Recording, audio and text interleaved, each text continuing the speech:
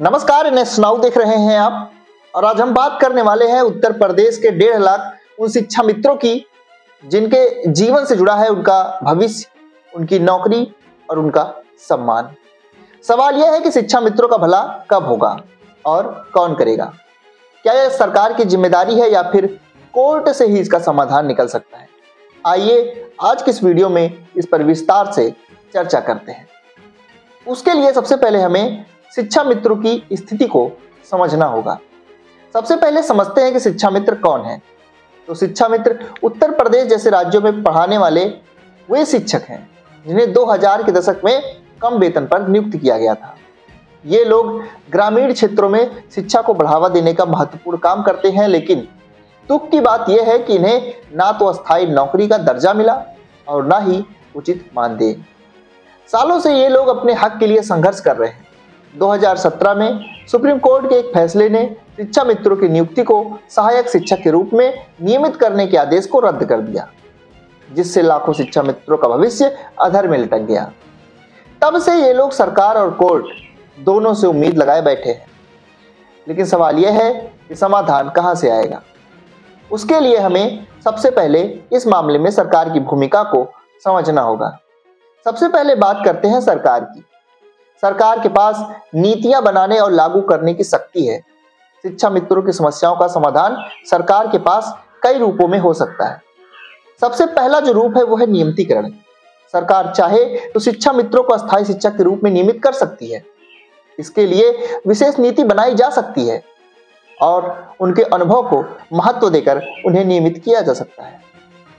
अब अगर दूसरे महत्वपूर्ण बिंदु की बात करें तो वेतन और सुविधाएं सरकार इनकी बढ़ा तो सकती ही है। अगर नियमितीकरण तुरंत संभव ना हो तो कम से कम उनके वेतन को तो बढ़ाया जा सकता है। आज शिक्षा मित्रों को जो मानदेय मिलता है वह उनके परिवार के भरण पोषण के लिए पर्याप्त नहीं है। अब तीसरे बिंदु की बात करें तो सरकार उन्हें प्रशिक्षण दे सकती है या फिर शिक्षक भर्ती में अवसर दे सकती है। सरकार शिक्षा मित्रों को प्रशिक्षण देकर के उन्हें अन्य शिक्षक भर्ती में प्राथमिकता दे सकती है। इससे उनकी योग्यता भी बढ़ेगी और रोजगार के अवसर भी, और उनके अनुभव के आधार पर उन्हें वेटेज दिया जा सकता है। लेकिन सच्चाई यह है कि सरकार इस मुद्दे पर अक्सर टाल मटोल करती है। वोट बैंक की राजनीति और बजट की कमी जैसे कारणों से शिक्षा मित्रों की मांगें दब जाती है।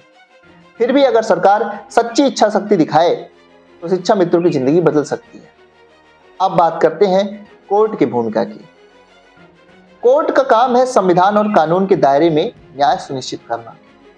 शिक्षा मित्रों ने कई बार कोर्ट का दरवाजा खटखटाया और सुप्रीम कोर्ट, हाई कोर्ट में उनके कई सारे मामले आज भी चल रहे हैं। अब बात करते हैं कि कोर्ट के पास शिक्षा मित्रों के लिए विकल्प क्या क्या हो सकते हैं।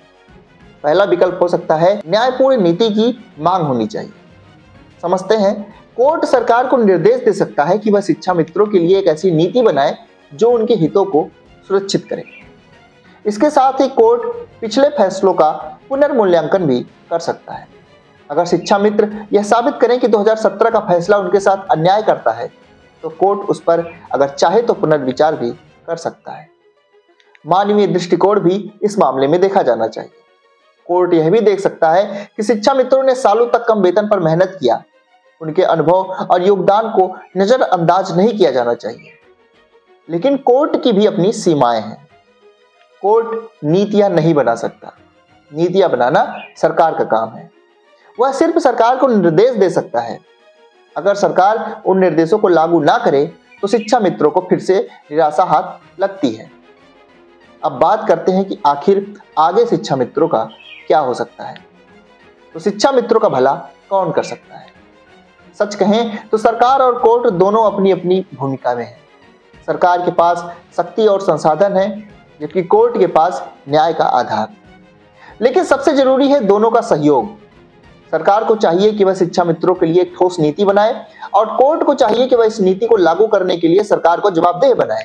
शिक्षा मित्रों ने पिछले 20 से 25 सालों से उत्तर प्रदेश की प्राथमिक शिक्षा व्यवस्था को मजबूत किया है। इन्हें हाशिए पर नहीं रखा जा सकता। इसके साथ ही समाज को भी चाहिए कि शिक्षा मित्रों के संघर्ष को आवाज दे। अब आखिर में हम तो यही कहेंगे कि आने वाले समय में शिक्षा मित्रों का भविष्य उज्जवल हो। इसके लिए सरकार, कोर्ट और समाज तीनों को एक साथ काम करना होगा। आपको ये वीडियो कैसी लगी कमेंट बॉक्स में जरूर बताइएगा। इसके साथ इस वीडियो को इतना शेयर करें ताकि सरकार तक आपकी आवाज़ जरूर पहुंचे और हमने जो बिंदु बताए हैं कम से कम सरकार उस पर काम करके शिक्षा मित्रों को कुछ ना कुछ राहत तो जरूर दे सके। मिलेंगे अगली खबर में, तब तक के लिए आप सभी को नमस्कार।